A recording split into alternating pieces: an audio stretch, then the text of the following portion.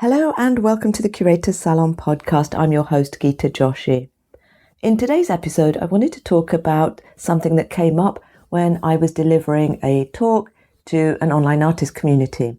And the subject was vanity galleries. I was asked about my views on vanity galleries. Simply put, I think they get to coexist in the art world, in business, alongside everything else, just like your work gets to coexist in the world alongside artists whose work you don't like, right? Not everything is for everybody, but I think they do get to coexist, and that's that. A lot of times for artists, they're probably not the best choice. So just to be clear, a vanity gallery is one that is selling you wall space by the meter, and you're essentially renting that for cost, and they may or may not take some kind of commission. There's usually a lack of motivation for them to be actively selling your work, because that is essentially how they make their money, through the rental of wall space to artists, and whether that be a solo show or a group show.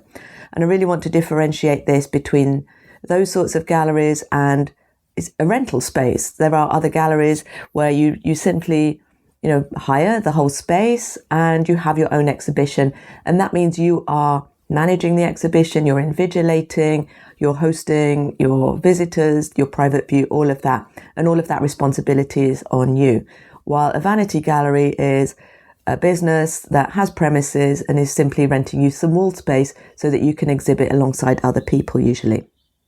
For most artists, vanity galleries are probably not the best choice, largely because of the amount that they are actually charging the artist to exhibit. But for some artists, I know it has been beneficial for them to exhibit in other countries where they might not have been able to actually spend that much time there to, run their own exhibition. So again, it's very much a personal choice, but a lot of the time these places are reaching out cold to artists. And, you'll see online, there are lots of threads about artists expressing their frustration at being reached out, in very cold ways, being asked for money to exhibit in places that are not going to really do the work around marketing. So I wanted to use this episode as a bit of a lesson here.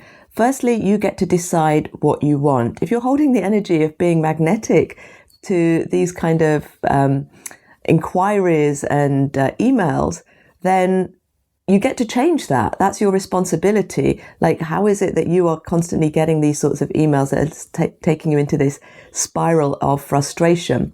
So getting clear on what you want is a really important part of this, because, when you're not clear on what you want, you're just going to be presented, right, just energetically, universally, the opportunities you see, all of these things, by things that you don't want. And it's almost like the universe is asking you, well, do you want this? Do you want this? Do you want this? Whereas you could set the intention, you could make that choice today. You could sit down, journal on what it is you specifically actually want. And when you get in alignment with that, we often find that these sorts of collaborations and inquiries start disappearing. So that is the first thing I want to say, is it's really your own responsibility to get clear on what you want.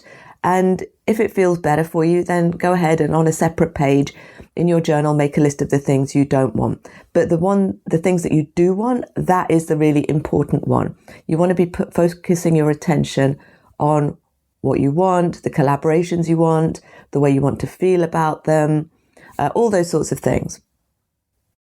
The next thing I want to share about these emails that we get from vanity galleries is to firstly actually recognize the courage that they have in reaching out cold to people.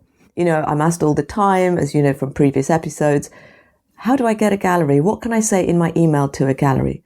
Well, sometimes you're actually asking me how to send a cold email. So what can you learn from this vanity gallery's email that's appeared in your inbox? What is it about that you like or don't like? So if it says, "Dear artist," then maybe there's the lesson, right? When you approach somebody, you're going to go to their website and make sure you know their name. You've got their very specific email. Maybe you make sure that you've done a bit more research and looked at, articles that they've been in or any press coverage they've had. So you can see the gallery's cold email as an invitation to improve your own game. So that is one example of how they are addressing people as just dear artists, because they're not actively looking at the individuals they're selling or writing to. And then have another look at their cold email. Is there anything else there that could be a lesson on how you can improve your game? So are they saying, we really like your work and we want to, discuss further? And now you're having to guess what that looks like. Or are they saying, yes, we want to show your work and it's going to cost you this much? So they might have been very explicit on the cost. Like, which one of those feels better? Because even though you might not be wanting to move ahead with them, at least if they've laid out the price, then it's very clear they're a vanity gallery. It's very clear that you might not want to work with them. And so you can either reply no, or you can just delete it. But if they are trying to seduce you with more conversations, without being clear on what their expectations are, what their idea of a collaboration looks like, then is that good or is that bad for you? How does that feel? And what can you learn out of that on how you either approach anybody for a brand, a gallery, for a collaboration or a commission or anything else like that? So what else might you be able to actually learn from this?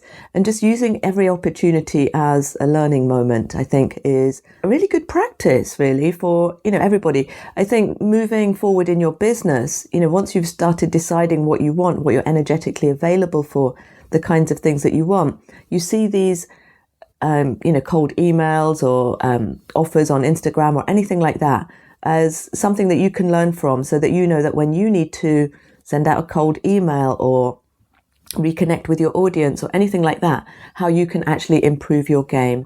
So that is my thoughts on vanity galleries, cold emails, and really kind of using every moment as a learning moment.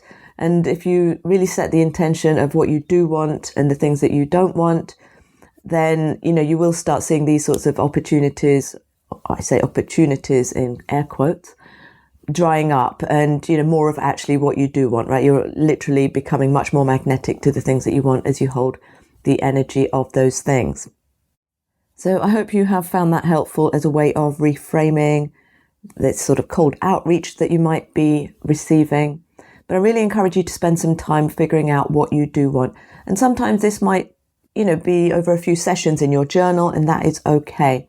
So, really getting clear on what you want, what a good art life looks like for you, what a good art business looks like for you, is really setting the compass in the direction of where you want to go. So I hope you will spend some time with that over the coming days, and I'll see you in the next episode.